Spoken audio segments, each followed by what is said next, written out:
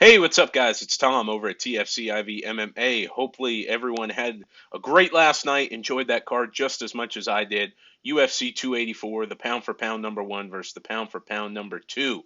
Alexander Volkanovski fighting in Australia, in Perth, against Islam Makhachev, and boy, did that fight deliver. Awesome, all around, nonstop action, and just a great card from start to finish. The crowd had phenomenal energy, and it kind of you could hear it through the TV screen. It was getting me hyped, giving me goosebumps just hearing that crowd, especially during Volk and JDM's walkouts. Just an awesome night of fights, and it really delivered. For those of you guys who watch my pre-fight videos, we went 8-4-1 with the picks. In my opinion, if it wasn't for some bad judging decisions, I would have went 10-2-1. But hey, it is what it is. Nothing me complaining about it is gonna do. And let's get right into it. First fight of the night is one of those decisions I was telling you about. Wasn't too fond of this one. We had Zubera Tukagov versus Elvis Brenner. It was kind of funny on this one. Tukagov is in that Makhachev Khabib camp. Elvis Brenner is at Shoot Box, had Charles Oliveira in his corner. I saw someone tweet out, I feel like I'm watching a crappy movie remaking the Charles versus Islam fight. Kind of made me laugh. But Tukagov kept it standing. We know he's a wrestler who usually tries to bring it to the ground, but he kept on the feet, and Elvis Brenner obliged him as well. I thought it was a pretty clear win for Tukagov, in my opinion. I think a 30-27 scorecard for Brenner was absolutely ridiculous. I think you could maybe argue that a 29-28 for Brenner, and that's why there was a split decision, but I had it 29-28 Tukagov, possibly even 30-27 Tukagov. I thought it was a clear win on his part, so for it to be a split decision, it is what it is, but for Brenner to get the nod, I did not agree with it at all. I thought Tukagov was landing the much harder shots. He was stunning Brenner several times in each round. But hey, it is what it is. Me complaining about it isn't going to change anything. And Tukagov came in as a minus 600, leaves with an L. Not how he wanted to do it. I can assure you of that. As we go into the next fight, we had Blake Bilder versus Shane Young. Shane Young, the New Zealander, he was coming to a somewhat homecoming, I guess. I know he didn't want to fight kind of throughout COVID. He said, I don't want to fight with no fans there. So he comes into Perth and was hoping to get a win against Blake Bilder, who had got coming off the Contender Series, but Bilder stumped those plans, got the decision win. This wasn't the most entertaining fight, but there were some big shots on both. Blake Bilder utilized the takedown to win himself the first round, and then the third round really conserved his energy throughout the second and kind of popped off in the third and took the fight under control there. And a very good performance on his part for his UFC debut. I know we were all hoping for kind of a big knockout, big finish, because Bilder was a former Golden Gloves boxer, but he did what he needed to do to win and got it done. So very impressive performance there in the debut to get the win for Blake Bilder. Loma Lukambume versus Elise Reed. I think we all knew this fight was going to be a stand-up. Elise Reed has more of that blitz style striking, where Lukambume has that Muay Thai specialty. But it ended up not being. Ended up being a lot of grappling. Loma cracked Reed early, got the blood flowing, cracked open the nose. Elise was bleeding pretty heavily, but Elise got her to the ground and actually controlled her for a majority of the time there, and actually had a very good first round. Was really celebrating after. Was very confident in how the first round went, and then the second round started, and Loma took over, got her down, choked her out almost immediately. Very impressive performance on her part. She went out there, wanted to make a statement, and she made a statement. Especially doing it with a submission, I think was very impressive because both of these girls had got out grappled in their last fights by their previous opponents and showed some grappling prowess from both, but Loma is the one that gets it done with the submission in the second round. So I was very impressed there. As we ended off the early prelims, we had the first Aussie making the walk of the night, where we had Jack Jenkins versus the Bostonian, Don Shanice. And I was really, I had picked Jack Jenkins, but I wouldn't lie to you and say I wasn't somewhat rooting for Shanice, only because he's a New Englander like I am. So was somewhat rooting for him, and boy, did he show some heart. Jack Jenkins, he had those Edson Barboza, Jose Aldo type calf kicks, and oh my goodness, he was just landing them, and you could hear him. That's why it reminded me of Edson so much, is you could just hear the pounding, hear the thudding. It was hurting my leg watching it, and you saw Sheamus tried to check him and did get a few checks in, but not to much. But Don Sheamus is one tough SOB after that performance. He showed a lot of heart, and he made it go to a decision, even though he didn't even know the fight was over. He got hit with that front kick right near the end of the third round, and he was still going to fight when the judge or when the referee split him up. But that's why the referee's there, and great performance by Jack Jenkins in his home country of Australia. So very, very impressive there, and I'm excited to see what comes for him.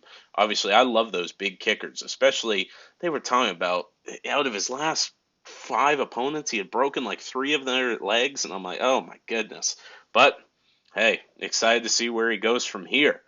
As we started off the normal prelims, we had another Aussie. We had Jamie Mullarkey versus Francisco Prado.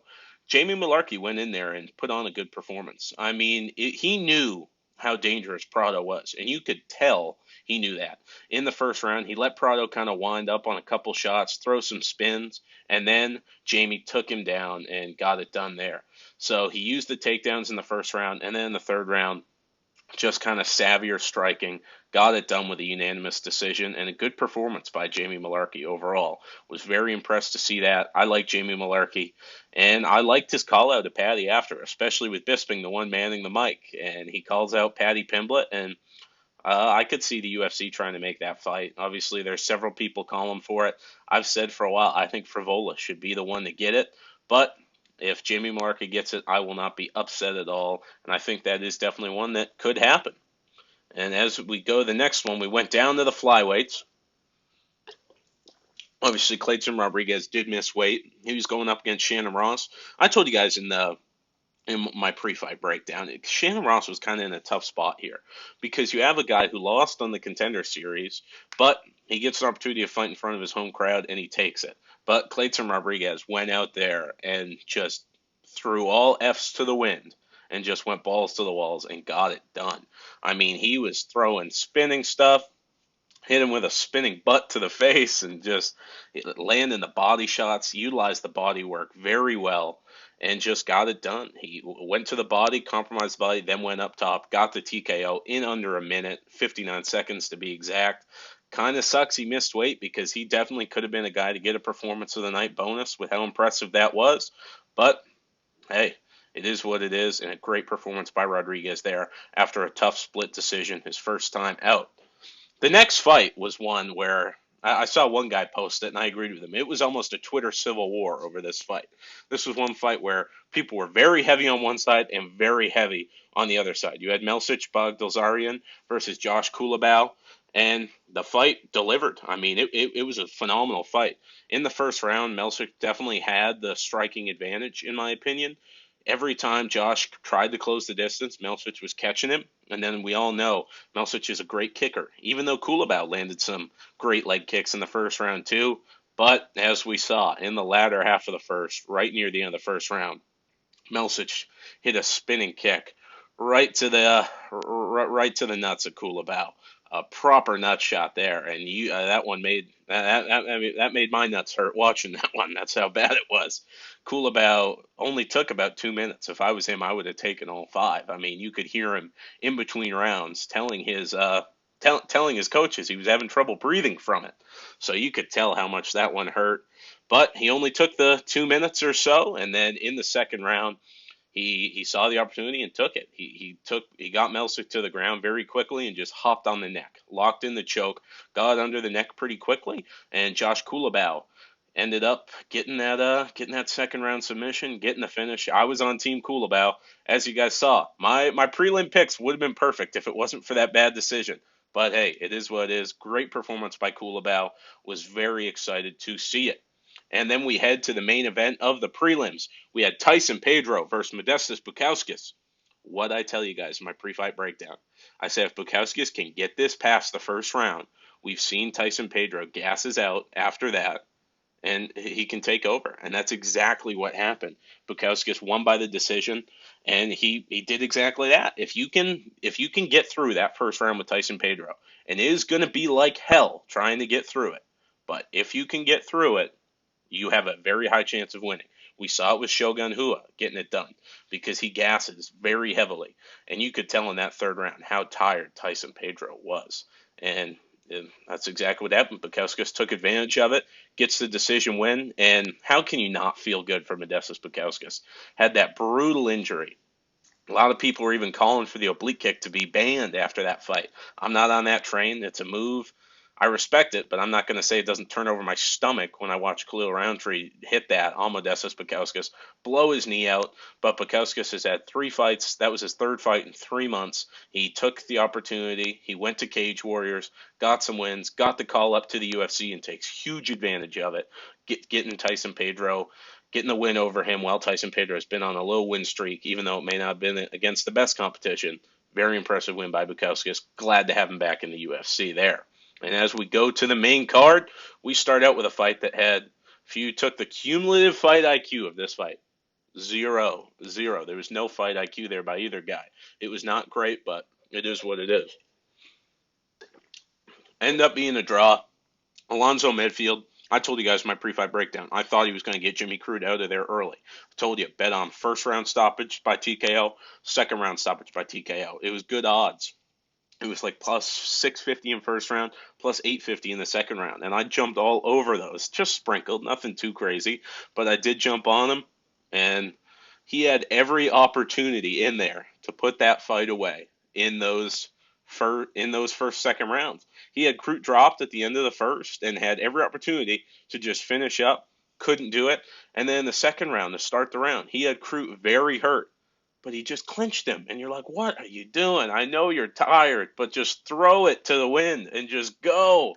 It's tough for a guy like me to say. I mean, I'm just an overweight UFC fan. I would have gassed after 2 minutes. But in the same standpoint, man, that was tough to watch. Just a bad fight IQ by Menfield. And even with that, he would have got the decision win. But in the third round, Jimmy Crute is putting on a little grappling show, and Medfield grabs the cage. And we see what happens. Mark Goddard said, we ain't playing no bullshit here. Took a point after I think the second or third cage grab. And fight ends up being a majority draw.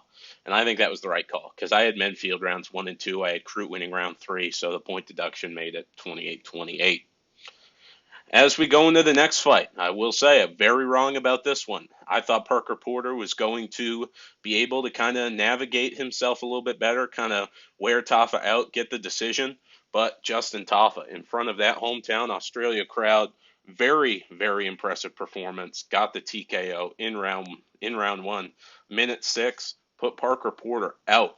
I mean, Parker Porter was looking up at the stars. Can remind me of the Usman Edwards, where he's just laying there looking up.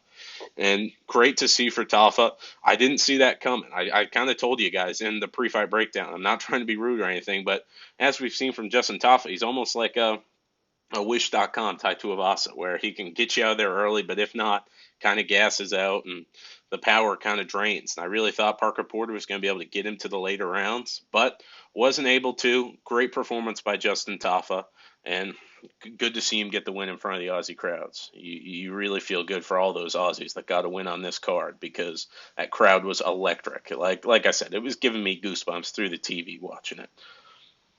That leads perfectly into this next fight. I mean, talk about goosebumps. Jack De La Maddalena, the little boy from Perth, still trains in Perth. Didn't leave his small gym to go to a bigger one once he kind of hit this stardom, and he put on a show. It looked in the beginning of this fight, Randy Brown's height was kind of giving him some trouble. He was kind of getting hesitant. Randy was kind of styling, hit him with a slap and all this kind of stuff. We know Randy loves the showboat in there, but Jack said, yeah, that shit ain't going to fly. And he hit Randy, didn't even land clean on him, and Randy Brown just face planted. Jack Della Maddalena goes down there, gets the ground and pound, and then turns it into a submission. I wasn't too fond of that, only because I had some JDM by first round knockout props. But he got it done in the first round, keeps his first round finish streak since entering the UFC alive, and just another great performance. And you got to give him someone in the top 15 next. I mean, I'd love to see him versus like a Michel Pereira or a Santiago Ponzinibbio, one of those guys. I think that would be an awesome fight. Li Jingliang against him, that would be a great fight. So Nico is not in the top 15, but there are some awesome fights, guys. I'd love to see it. And I'm really excited to see where JDM goes from here, but loved seeing him get that win in front of his home crowd there in Perth. As we go to the co-main event, another one I was wrong about. We had seen the last time Yair Rodriguez fought a competent wrestler. He really got put out bad. Frankie Edgar walked him like a dog. And we even saw Max Holloway have success with the takedown. So I was not too confident in Yair Rodriguez going into this fight, especially as a favorite. But boy, did he prove me and a few others wrong. I mean, I thought Josh Emmett was going to go in there, utilize the boxing, utilize the ground game, and get it done. But Yair Rodriguez, oh my goodness. He beat up the body of Josh Emmett early with those body kicks, really tired him out there. You could see how much they were hurting Josh. Josh did have some success near the end of the first round, got the fight to the ground, landed some ground and pound, but even then, Yair was hitting him with elbows, hitting him with up kicks, and a very dominant performance by Yair overall. Had the good first round, went into the second round. Josh got it down to the ground again. And I hate to say it because I love Josh Emmett. Great guy, just love all his stuff. But, I mean, we all saw that triangle coming from 2 miles away. I mean, it was so obvious it was coming, and he almost leaned into it. And I was talking with Colin Crandall, a guy I do a lot of interaction with, great MMA reporter. Listen to some of his stuff if you guys can. Very impressive. Good work on his part. And he kind of said he was talking to one of his jiu-jitsu buddies who's a black belt, and he just said, like, you don't expect that from Yair Rodriguez because in the past that was his first submission in the UFC. He was never been real savvy with it, but Josh Emmett kind of ducked in and Yair locked it in, got that triangle choke in round two to become the interim featherweight champion and set up a massive fight next with Alexander Volkanovski. So great on Yair. It was good to see him get him done. Now Mexico's got one undisputed champ, one interim champ. So between that and the PI being built, a lot of big things coming for the UFC in Mexico in 2023 and on. So very impressive there. Boom. There we go. And awesome card. Love breaking all that down with you. But the main event was the highlight. Like, was anyone else just.